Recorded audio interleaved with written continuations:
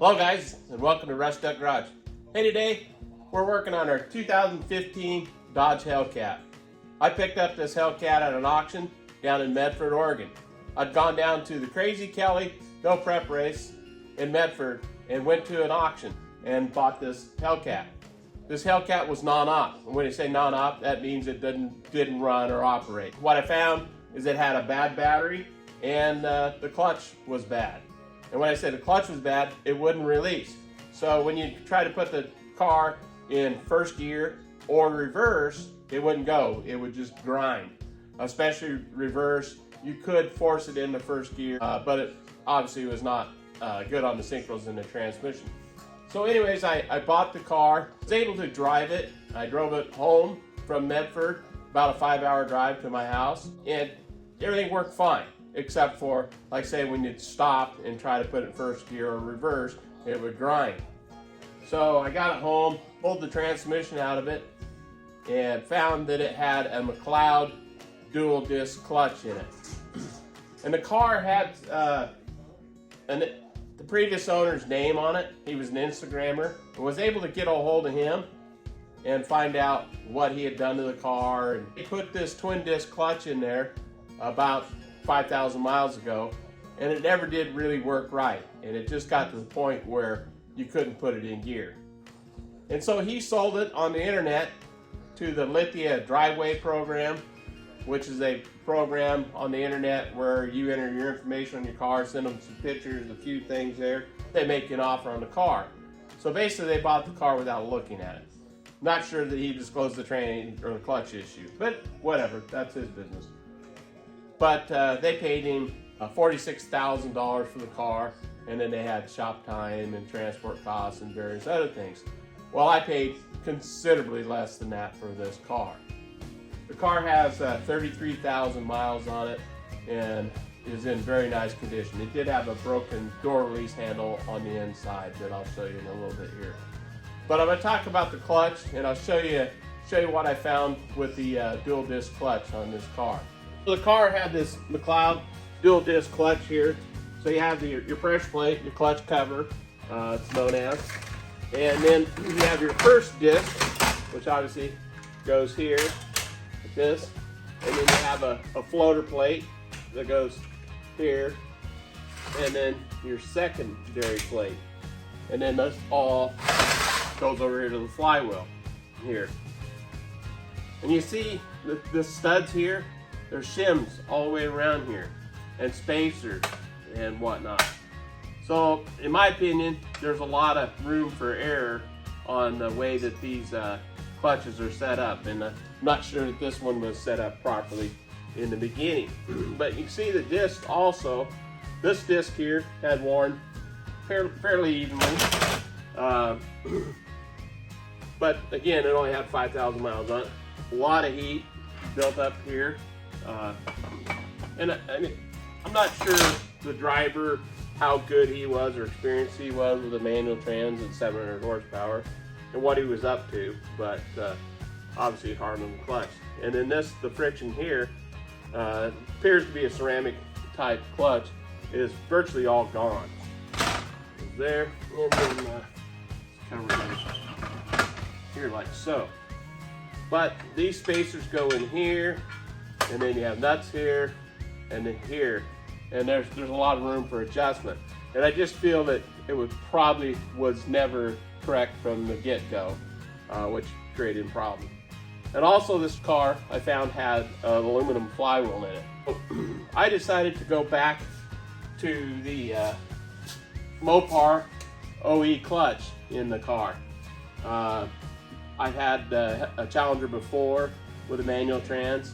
It was a Hemi, and I liked the way it worked. When I got the car apart, I discovered it had an aluminum flywheel, which meant I had to replace the flywheel, clutch, and pressure plate. The Hellcats and Scatpacks in these cars come factory with the dual disc clutch.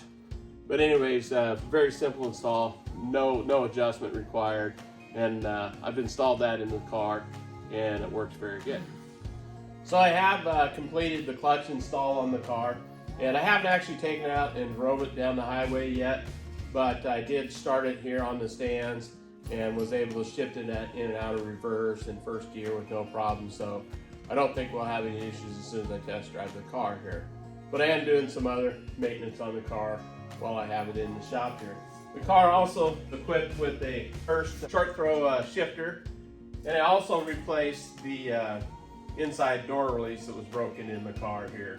So with the Hellcat package, obviously you get this 707 horsepower supercharged 6.2 liter engine, which is pretty awesome.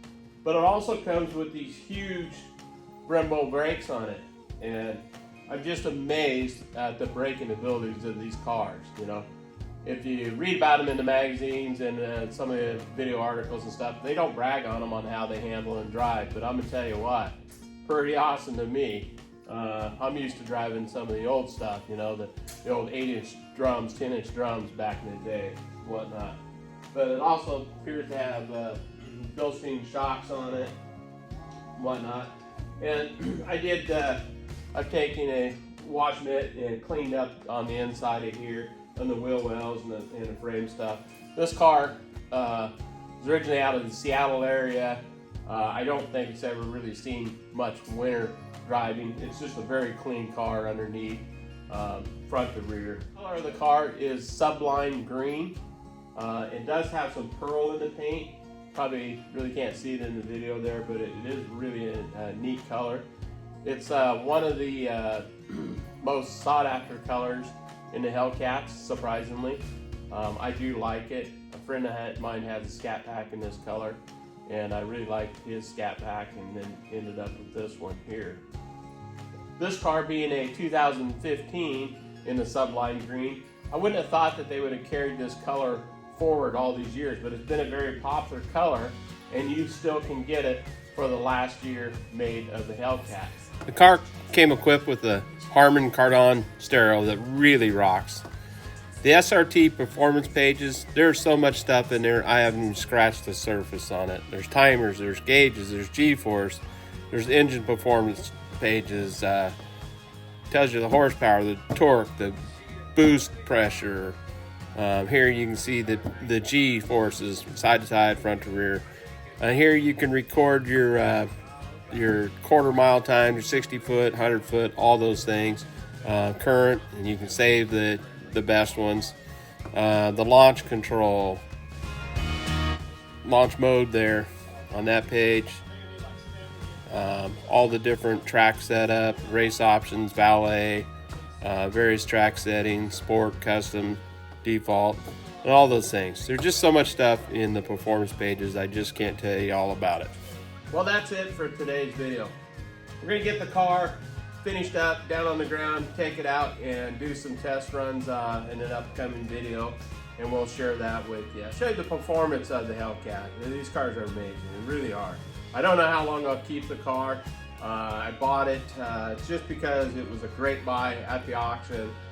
Being a non-op car, meaning it didn't run and drive with some unknown conditions, so I was able to get it for a very, very good price. Otherwise, I would never buy a car like this. But I did. I got it, and I absolutely love the car. I would love to keep it. I'm not sure that I will. I would probably sell one of my older cars, but that probably won't happen. So, anyways, we're gonna do a couple more videos on the car. And well, you can see here in this part of the video, when I bought the car, there was a lot of stickers and decals on the car, and the car had been personalized. You can see these white letters that somebody had glued on the tires. I really did not like those. It had these side splitters on the car. It had the big wing on the back of the car, and that diffuser you can see on the rear of the car if you look closely there. And also he had Toxic Mopar and his Instagram handle name on the windows and whatnot.